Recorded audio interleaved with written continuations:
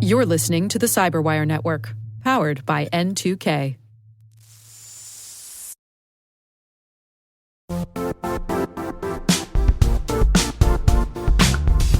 Most security conferences talk about Zero Trust.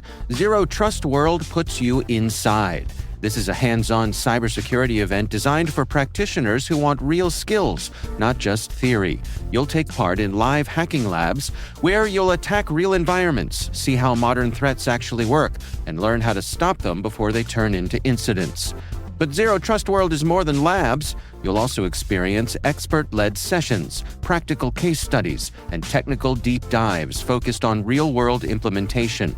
Whether you're blue team, red team, or responsible for securing an entire organization, the content is built to be immediately useful. You'll earn CPE credits, connect with peers across the industry, and leave with strategies you can put into action right away. Join us March 4th through the 6th in Orlando, Florida. Register now at ztw.com and take your Zero Trust strategy from theory to execution.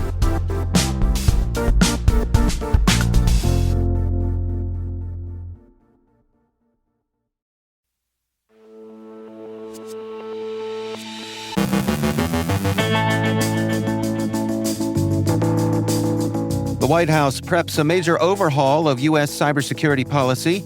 A key Commerce Security Office loses staff as regulatory guardrails weaken. Lawmakers press AT&T and Verizon after months of silence on Salt Typhoon.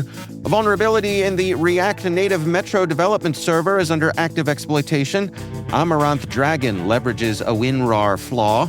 A coordinated reconnaissance campaign targets Citrix NetScaler infrastructure. CISA warns a SolarWinds Web Help Desk flaw is under active exploitation. Our guest is Zach Edwards, senior threat researcher at Silent Push, discussing a hole in the kill chain leaving law enforcement empty-handed. And cops in Northern Ireland get an unwanted data breach encore.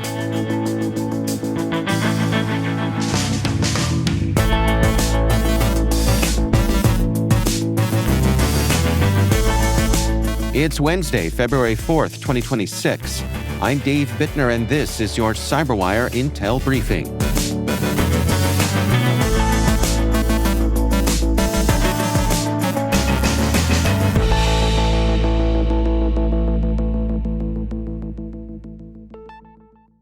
Thanks for joining us here today. It's great, as always, to have you with us. The Trump administration is preparing a major overhaul of U.S. cybersecurity policy, led by National Cyber Director Harry Coker Jr., with a strong emphasis on private sector collaboration and regulatory reform. The forthcoming National Cybersecurity Strategy aims to reduce overlapping and contradictory federal requirements that industry leaders say divert resources from real security improvements. Coker has signaled a shift away from top-down mandates toward a more bottom-up approach, actively soliciting industry input on which rules create friction without improving outcomes. The strategy is also expected to modernize threat intelligence sharing by strengthening legal protections for companies that disclose cyber incidents, addressing long-standing fears of liability and regulatory retaliation. Cross-sector coordination will be prioritized to reflect how modern cyber attacks cascade across industries, while longer-term goals include expanding the cybersecurity workforce and investing in emerging technologies like AI. Despite the ambitious vision, success will hinge on sustained funding, cultural change within government, and rebuilding trust with a private sector wary of past unfulfilled promises. The Wall Street Journal reports that the Trump administration has removed 2 senior officials from the Commerce Department's Bureau of Industry and Security, specifically within its Office of Information and Communications Technology and Services. While little known publicly, ICTS plays a critical role in protecting U.S. technology supply chains from foreign adversary influence. Its sidelining is portrayed as part of a broader rollback since January of last year that has weakened federal technology and national security oversight through staffing cuts and reduced regulatory enforcement. Created under Donald Trump's 2019 executive order, ICTS was designed to block or restrict high-risk technologies tied to countries like China and Russia. It has acted only twice, including bans on Kaspersky software and certain connected vehicles. Critics argue that recent personnel moves, combined with cuts across agencies like CISA and regulatory reversals, collectively undermine U.S. efforts to counter escalating cyber and supply chain threats with damage that may be difficult to reverse. Senator Maria Cantwell, the top Democrat on the Senate committee overseeing telecommunications, is calling for public hearings with the CEOs of AT&T and Verizon following revelations that the Chinese-linked hacking group Salt Typhoon infiltrated U.S. telecom networks.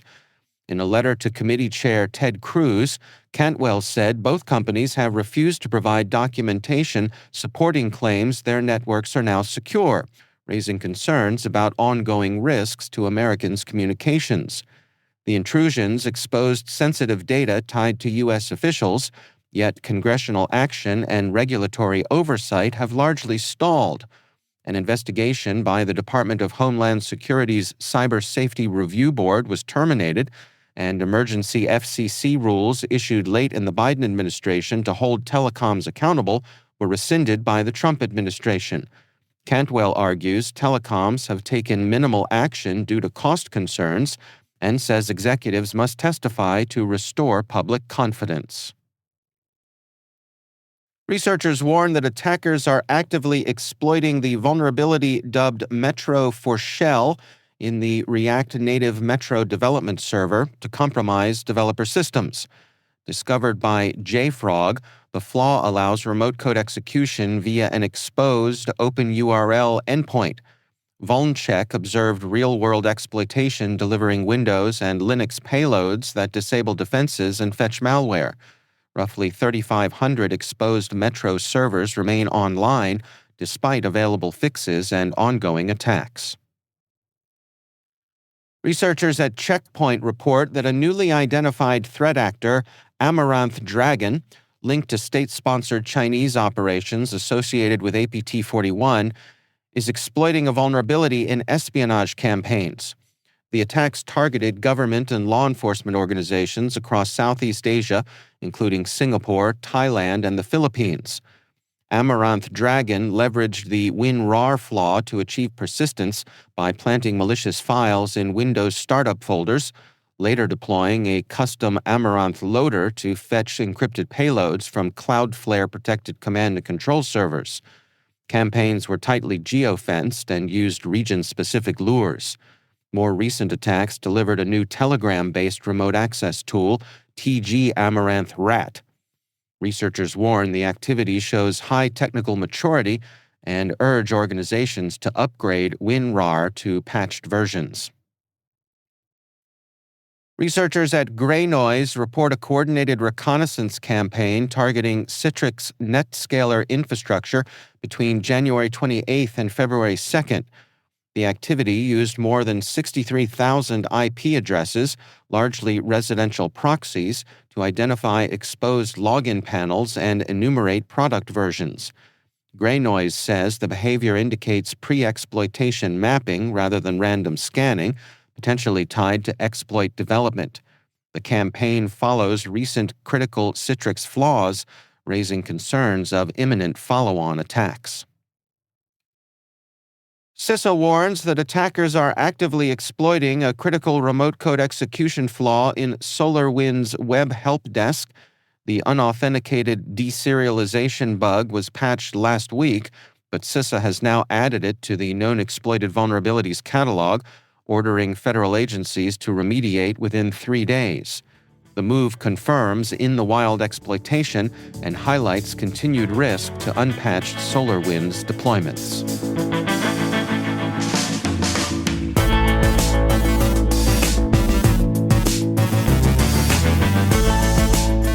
Coming up after the break, Zach Edwards from Silent Push discusses a hole in the kill chain, leaving law enforcement empty-handed.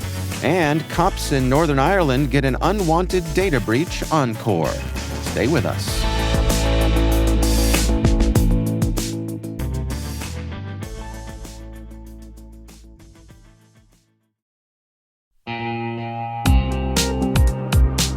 Ever wished you could rebuild your network from scratch to make it more secure, scalable, and simple?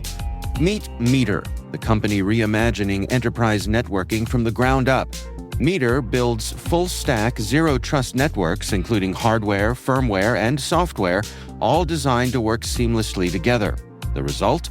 Fast, reliable, and secure connectivity without the constant patching, vendor juggling, or hidden costs. From wired and wireless to routing, switching, firewalls, DNS security, and VPN, every layer is integrated and continuously protected in one unified platform. And since it's delivered as one predictable monthly service, you skip the heavy capital costs and endless upgrade cycles. Meter even buys back your old infrastructure to make switching effortless. Transform complexity into simplicity and give your team time to focus on what really matters, helping your business and customers thrive. Learn more and book your demo at meter.com/cyberwire. That's meter.com/cyberwire.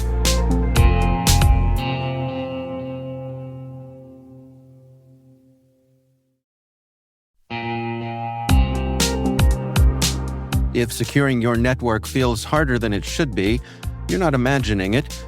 Modern businesses need strong protection, but they don't always have the time, staff, or patience for complex setups. That's where NordLayer comes in. NordLayer is a toggle-ready network security platform built for businesses. It brings VPN, access control, and threat protection together in one place. No hardware, no complicated configuration.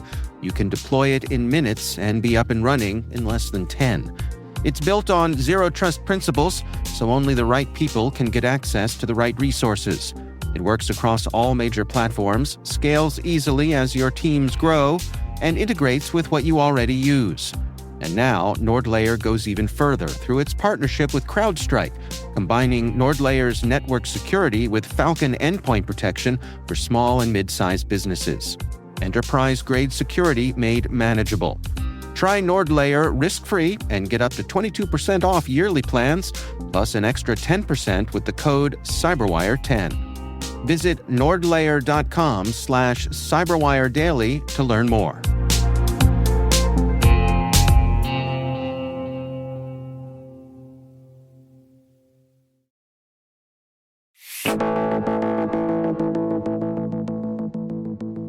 Zach Edwards is Senior Threat Researcher at Silent Push. I recently got together with him to discuss a hole in the kill chain that leaves law enforcement empty-handed.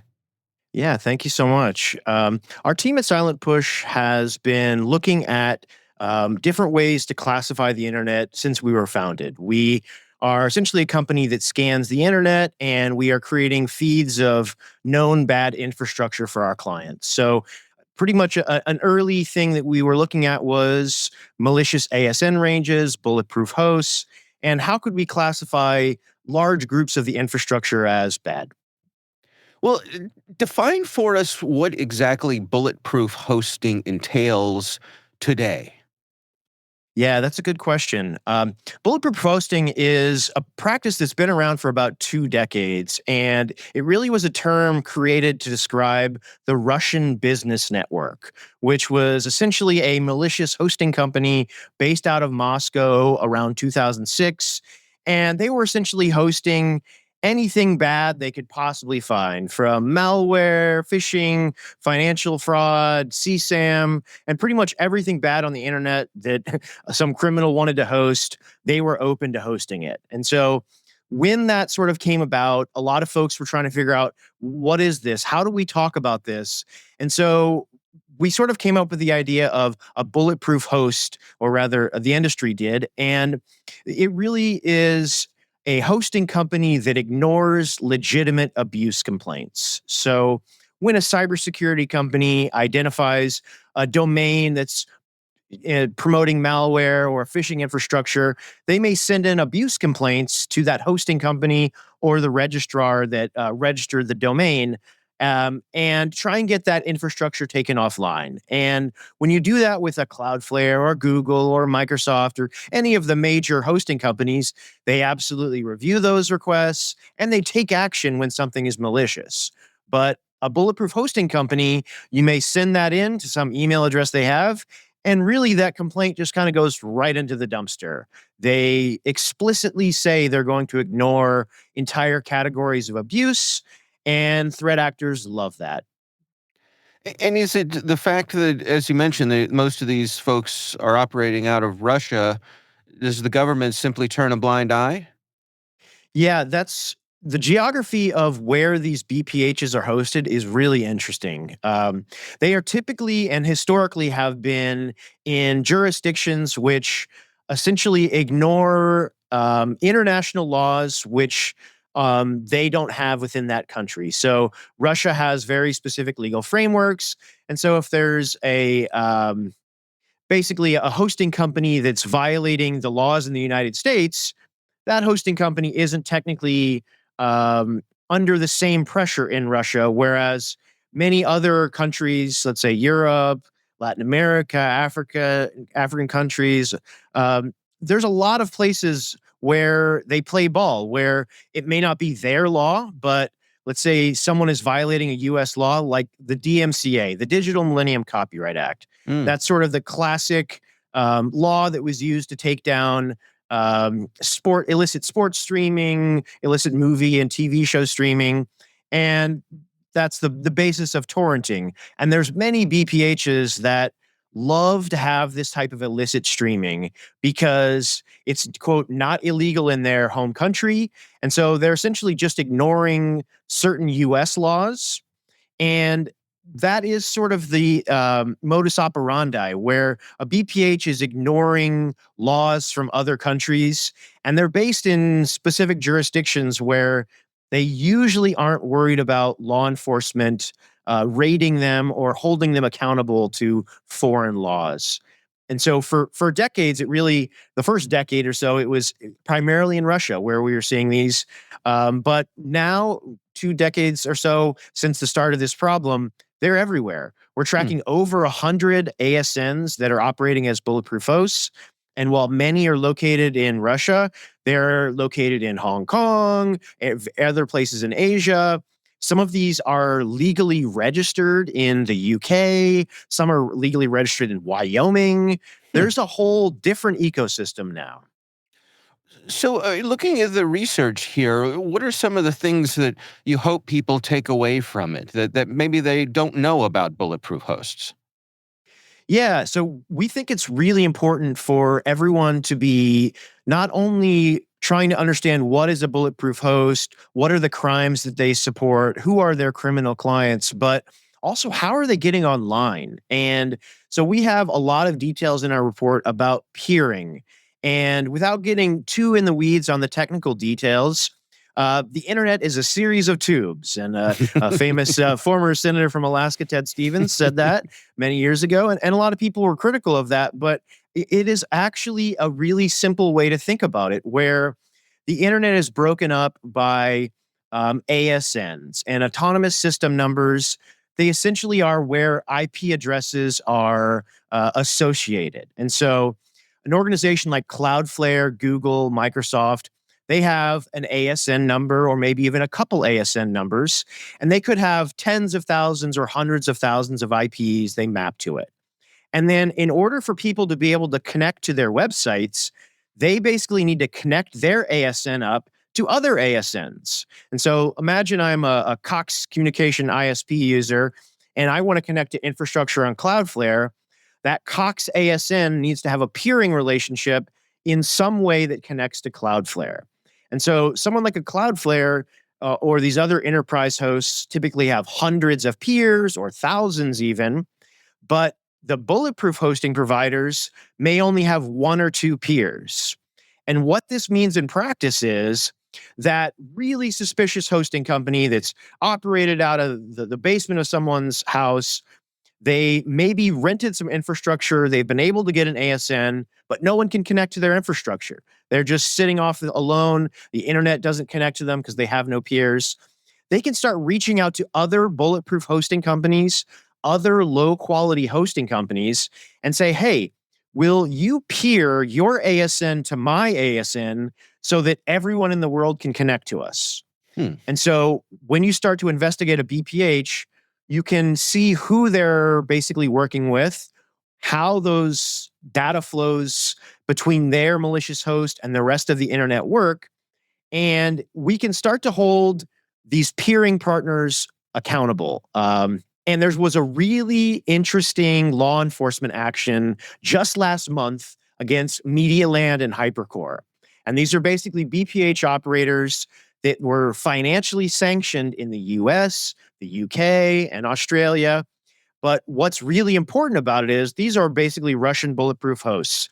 We are not going to be able to raid their facilities. We're not going to be able to seize the servers. But they took this opportunity to issue the financial sanctions because the primary peer for those bulletproof hosts is an ISP located in the UK. And so by having those financial sanctions, they could then go to that peer in the UK and say, hey, one of your partners actually is completely doing illegal stuff. And there's now financial sanctions so that if you continue to do business with them, you're going to be held accountable for all of these sanctions frameworks and potentially face fines or other ramifications. And so it was a really savvy way to try and disconnect that BPH from the internet. Are law enforcement efforts like that effective? I mean, we always, it was that old chestnut about this being a game of whack-a-mole. Yeah, that's absolutely the case. And with BPH operators, it is absolutely true that whack-a-mole would be the simplest way to describe them, where when there is a takedown, their clients may all run to another BPH. The IPs that were rented at that BPH may suddenly show up somewhere else. And we see that basically every month. There's law enforcement actions happening that are quite public and others somewhat more behind the scenes. But in just the last couple of years, there's been a dramatic increase in law enforcement actions against BPH providers. And we should all be really encouraged by that, where in November, Dutch authorities literally raided one bulletproof hosting provider named Crazy RDP and seized the servers. And that's really the gold standard, where when law enforcement is able to physically locate the bulletproof hosting operator and has jurisdiction to go into that location, then that shuts down the operation. All of those clients immediately lose their infrastructure, and it really creates chaos for them. But the second best option really is still those financial sanctions. And we've seen quite a few financial sanctions being issued, not only Medialand and Hypercore. The Funnel CDN out of China was sanctioned in May 2025 by US authorities. And the Funnel CDN is a very interesting threat actor hosting company because they've been hosting investment scam websites that have resulted in more losses than any other network that exists, with US victims losing over $200 million through just this one bulletproof hosting provider. And so we're at a place where the losses are significant with some of the infrastructure that can be hosted on a bulletproof host. And they're clearly those threat actors that host on them target a lot of those malicious sites to US folks. For the defenders who are in our audience here, where should bulletproof hosting be on their spectrum of awareness? How important a thing is this to keep an eye on? Yeah, I would say it's easily in the top 5 for all priorities. And the way we sort of advise our clients, there's over 100 BPHs, and 99.99% of the stuff on those is malicious. It could be malware, could be C2 hosting, could be phishing infrastructure, financial fraud, CSAM, all types of horrible things.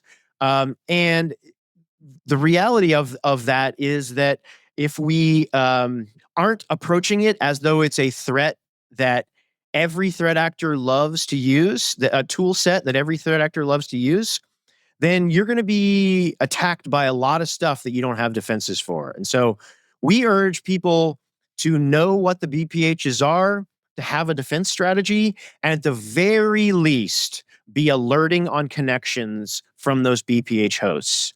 And we know many of our clients and many folks in the industry actually block outright block connections from BPHs, and that's absolutely also a good strategy. But at the bare minimum, folks need to have knowledge of what these ASNs are and have a process that allows them to alert when any domains that are mapped to an IP on one of those BPHs somehow either connects to their infrastructure or one of their users reaches out and has their device reaching out to one of those hosts.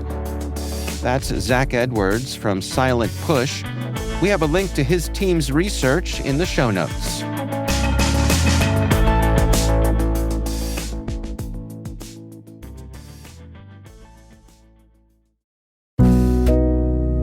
The world moves fast. Your workday, even faster. Pitching products, drafting reports, analyzing data. Microsoft 365 Copilot is your AI assistant for work.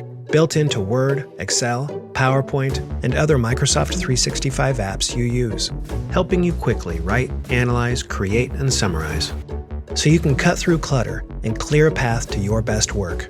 Learn more at Microsoft.com/M365 Copilot. This episode is brought to you by Indeed. Stop waiting around for the perfect candidate. Instead, use Indeed sponsored jobs to find the right people with the right skills fast. It's a simple way to make sure your listing is the first candidates see. According to Indeed data, sponsored jobs have 4 times more applicants than non-sponsored jobs. So go build your dream team today with Indeed. Get a $75 sponsored job credit at Indeed.com/podcast. Terms and conditions apply. And finally, for some Police Service of Northern Ireland officers, a 2023 data breach is starting to look less like a one-off disaster and more like an unwanted subscription service. After their names were mistakenly exposed last year, dozens of those same officers briefly reappeared this week on the NI Court's website. Their Department of Justice says the listings were promptly removed and emphasized that court information is usually public unless lawyers ask otherwise, a policy that works best when nobody is already living through a privacy nightmare. Police Federation Chair Liam Kelly called the episode avoidable and embarrassing, while politicians warned of renewed anxiety for officers and families. The timing, however, has not gone unnoticed. These same officers are still pursuing compensation over the original breach, and some are now openly wondering whether this latest slip-up might qualify as a sequel. That possibility lands just as the Police Federation for Northern Ireland welcomed a £7,500 compensation offer for the thousands affected in 2023. In Northern Ireland's data handling saga, even mistakes appear to be compounding and possibly accruing interest.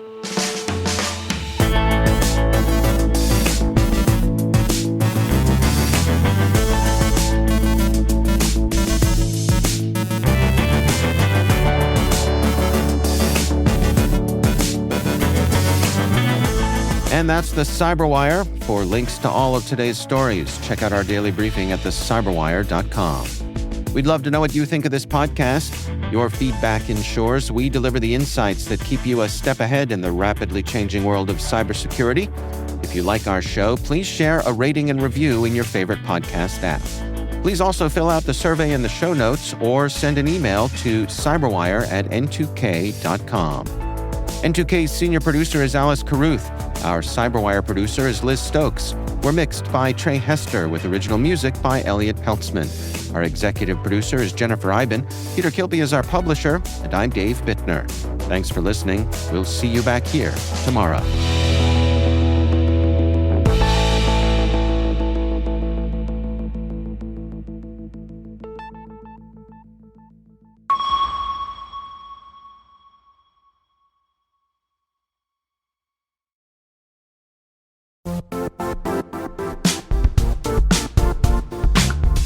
If you only attend one cybersecurity conference this year, make it RSAC 2026.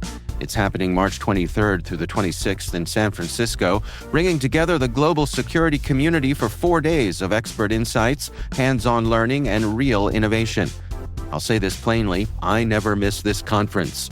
The ideas and conversations stay with me all year. Join thousands of practitioners and leaders tackling today's toughest challenges and shaping what comes next. Register today at rsaconference.com/CyberWire26. I'll see you in San Francisco.